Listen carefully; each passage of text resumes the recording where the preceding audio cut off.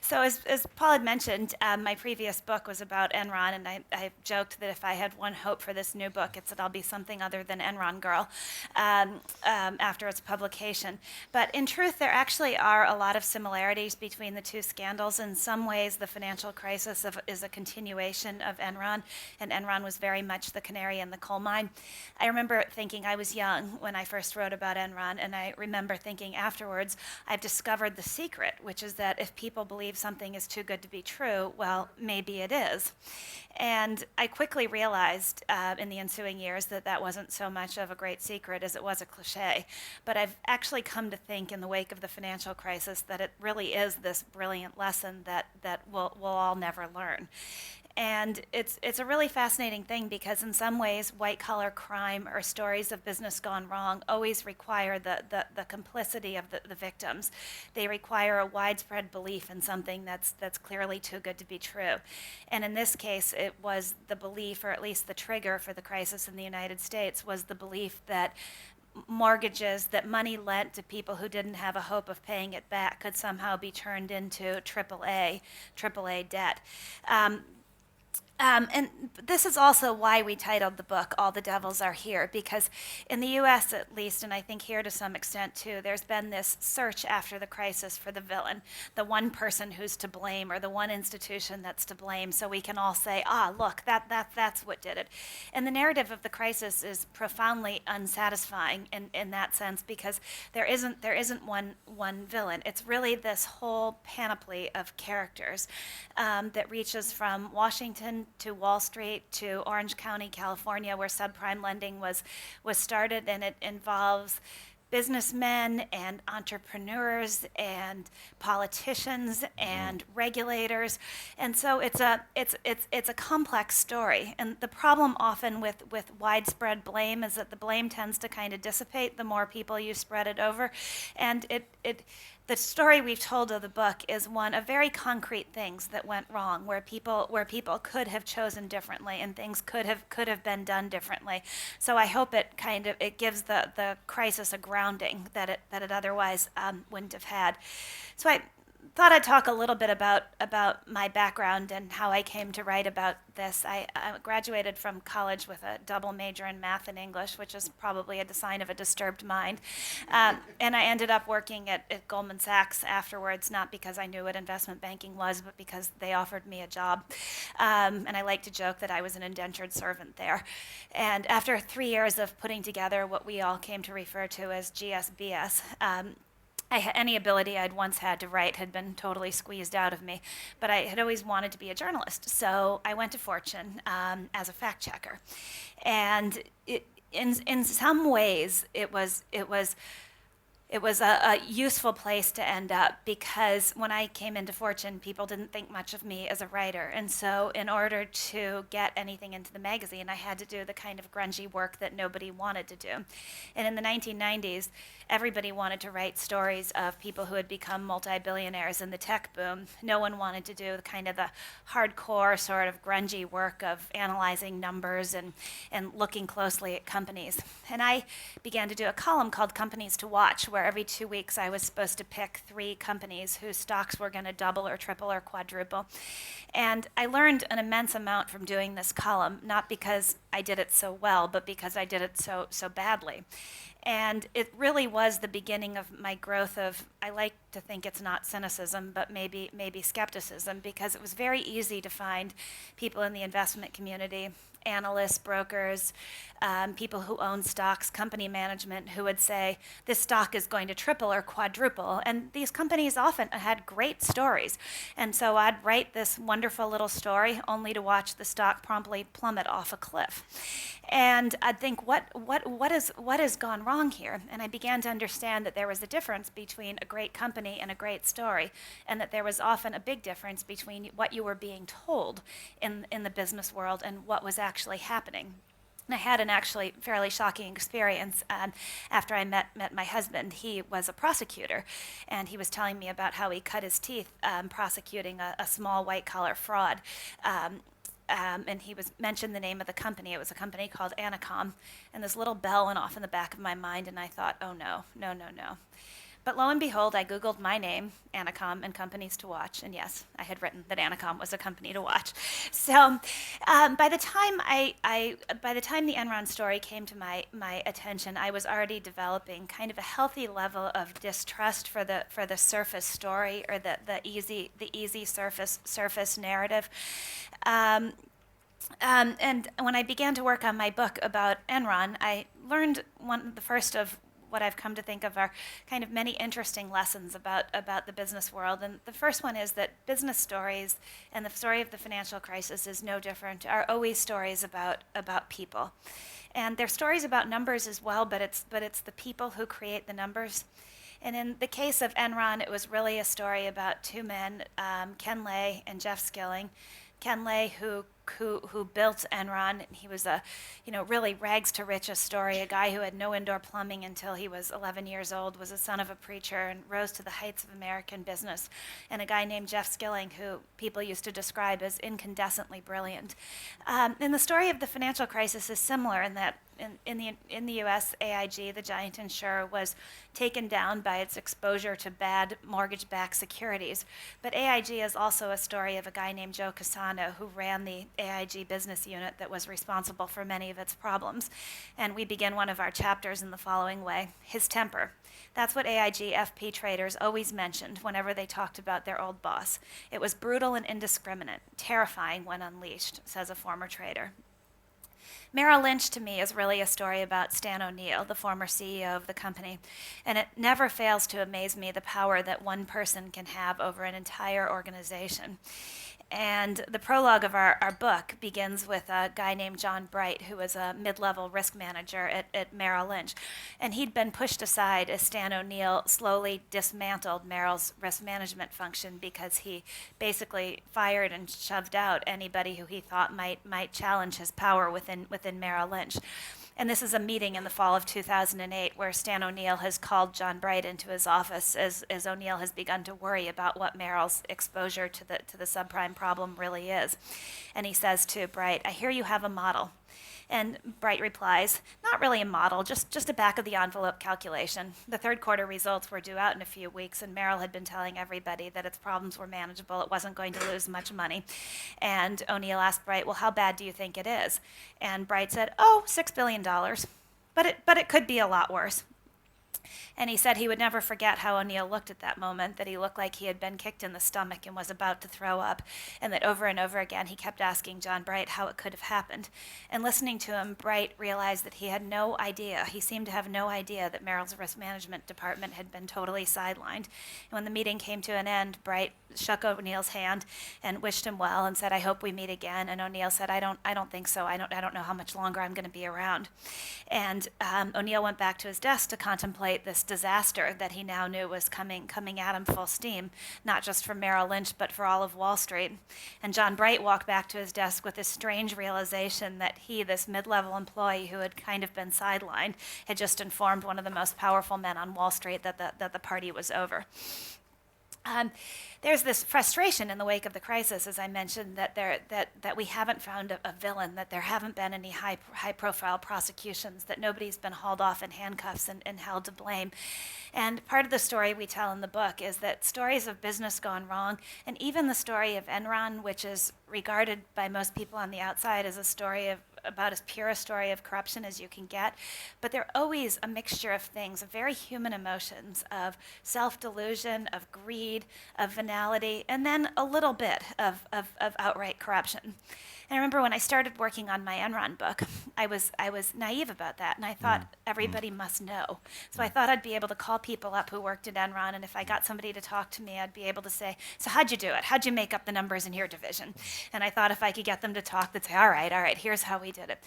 And it was really stunning to me that most people didn't know. Either they were too junior within the organization, and this was just how things were done, and they saw their own little piece of the world, but they never lifted their head up to look around them and see how all the pieces did or didn't fit together. Or at a more senior level, they were blinded by greed, by self-delusion. Angelo Mozilo has become one of America's favorite villains in the wake of the crisis. He's kind of viewed as the father of subprime, and one of the things we trace in the book is that that's actually not really true. He didn't create this business, but he's also a complicated figure. He's a man who loved Countrywide, another self-made guy who grew up in the Bronx in an immigrant family, was the son of a butcher. He started working in the mortgage business at age 14, and he always had this chip on his shoulder because he was Italian in an era where Italians didn't have jobs on Wall Street, and he always felt that he was being discriminated against for not having gone to an Ivy League school. And he built the company that he used to refer to as his baby into the largest mortgage originator in the United States. He had this huge belief in home ownership, that it really was the key to a better, more fair society. And we have this quote from a former executive in the book. Angelo, he totally believed. He'd say, "When I look a homeowner in the eye, I can tell if they'll pay."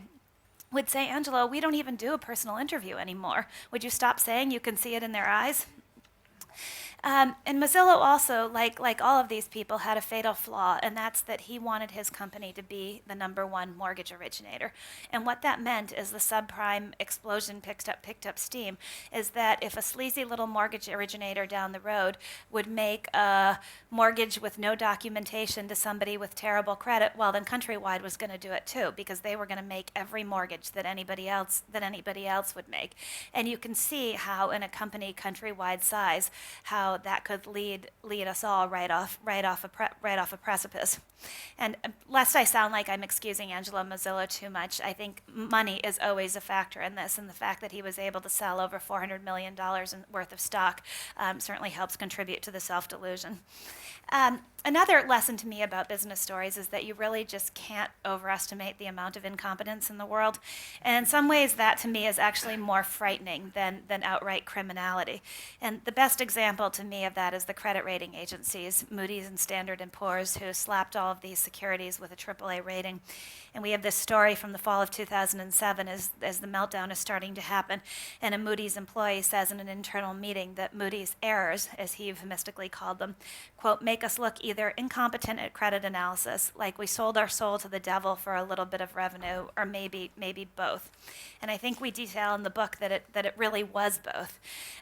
There's no question that the rating agencies were seduced by the pure amount of money they were able to make in this business, and that they didn't ask the questions they should have because they had every incentive not to.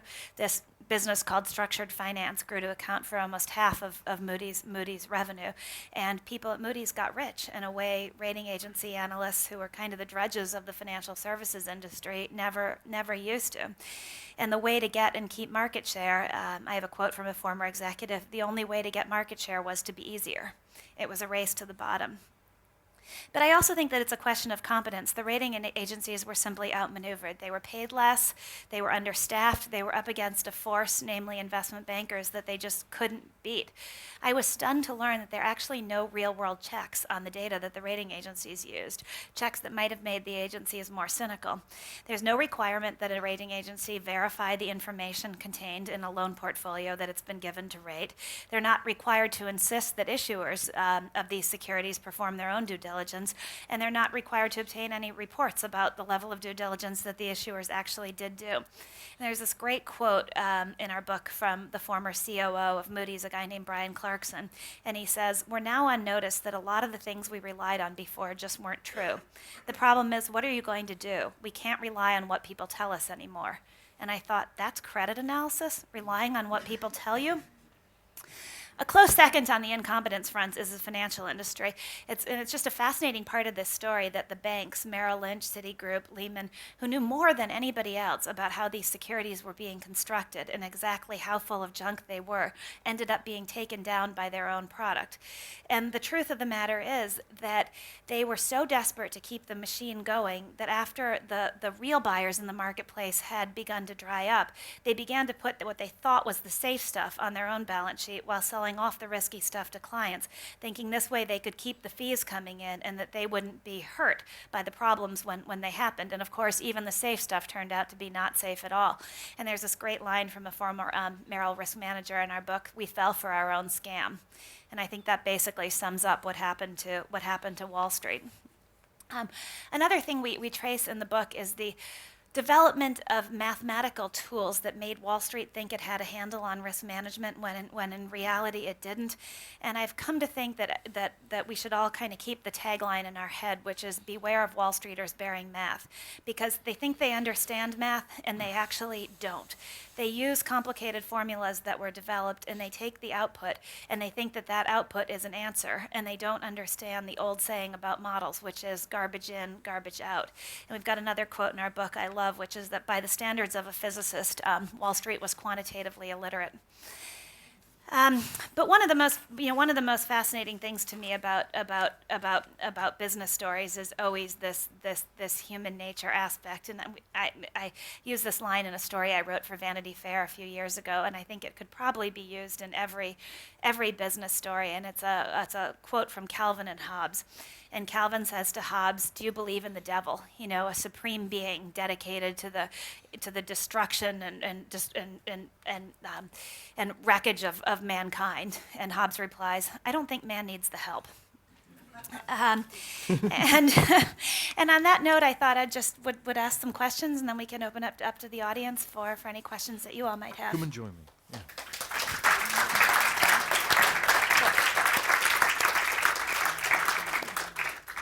Thank you, Bethany. I mean, let me start off with a couple of questions. Sure. You focus on individual people and you tell their stories.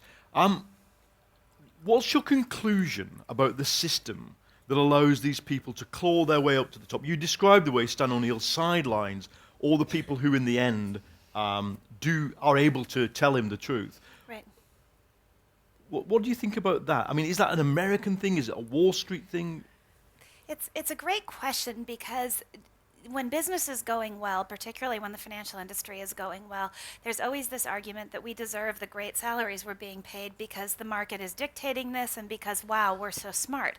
And in the wake of all of this, you look back and you say, well, these people weren't very smart, and look at all the just plain stupid things they did. And I think what it calls into question for me is the real incentive structure in the financial industry in particular, but in American business at large, which is that people have every incentive to act like Stan O'Neill, to squeeze all the costs out of a Merrill Lynch, to get its stock price to go up, to make their fortunes now, and to walk away because they don't have any responsibility or anything vested in the long-term success of these companies. And I think that's a really hard thing to fix. It's been this steady evolution over decades in the United States, and a steady evolution in the face of persistent efforts to make it different. I mean, stock options were supposed to be a tool that gave people ownership in companies and made them care about the long-term success of companies. And they backfired and turned out to be almost exactly the opposite. And there was an interesting story in the Wall Street Journal the other day about how the compensation changes enacted on Wall Street in the wake of the crisis have actually made things worse rather than made things better. But I think at the heart of your answer about the system is a question of incentives. And what about, we look at the decade almost bracketed by the two crises which you've written about. I mean, after Enron, and thanks to you and other journalists, we knew a lot more about off-balance sheet accounting. What did you think was going on between 2001 and 2007? Something very different than what was going on. I think it's a great question. It's one of the reasons that I say Enron was kind of a canary in the coal mine for the financial crisis, because one of the problems in the financial crisis turned out to be these off-balance sheet vehicles that a lot of companies, including Citigroup, had set up, these so-called structured investment vehicles, which were off their balance sheets technically and held all these dangerous mortgage-backed securities. But when they began blowing up, it turned out they weren't off their balance sheet at all, and these vehicles actually sort of acted like a virus transmittal system into the entire financial system. And if you had asked me after Enron, when the heart of the problem there was off-balance sheet accounting, that we were going to have that problem again years later, But it's the same issue with the rating agencies. The rating agencies rated Enron's credit investment grade up until a few days before it went bankrupt, and there was this whole hue and cry. Congressional hearings, talks about reform. What are we going to do? We rely on these credit rating agencies. They're incompetent. They care too much about money, and nothing really happened. And here we are in the wake of the financial crisis with some of the same villains. One thing that does occur to me, when you hear the defense put forward by bank executives now of various things they want to do, one thing they're very keen to tell you is, look, we're 2 or 3 generations already of management away from the people who caused the crisis. We sacked loads of them, some retired. Then the guys came in to tidy it all up, and then they've moved, and now we've got the guys who are moving our business to Asia, or people who are diversifying. Where do you think banking is now? Do you think that since so much of it is these kind of alpha males that you write about, and they have mainly gone, how safe is banking now? That's an interesting argument. We haven't actually gotten that one in the States, that all the bad people have moved on and everything's all cleaned up and wonderful now. Actually, the argument in the States is a little bit different. It's that, well, this was all the fault of homeowners who didn't pay their mortgages. It wasn't our fault. If anything, we were just victims. So why is everybody pointing a finger at us? One banker actually said to me that this was the greatest scam ever perpetuated by Main Street on Wall Street.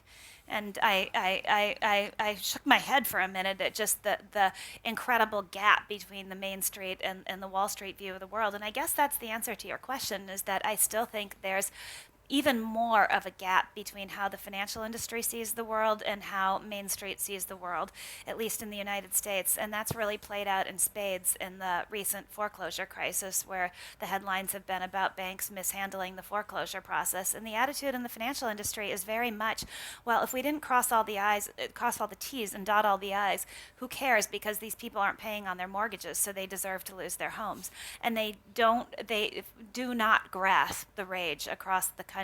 And I worry that in that gap of understanding, there's the potential for real problems.